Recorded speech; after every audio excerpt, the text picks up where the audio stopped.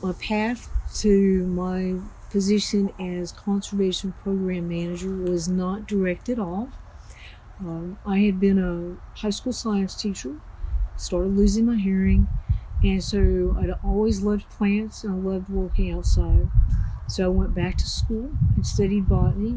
My favorite part of the job is working with volunteers off-site to make collections of plants that don't occur at the Wildflower Center, and then working with the volunteers on site to process those collections. It takes that team to make that happen.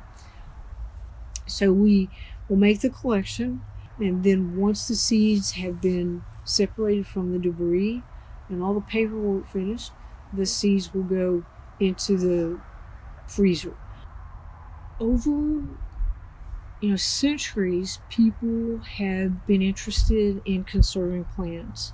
They would say start an orchard or a garden to conserve a particular plant, and we can do that on a limited basis. But in Texas alone, we have over 5,000 different species. And so what we want to think of is, how can we conserve as many species as possible, as efficiently as possible? And seeds are small packages.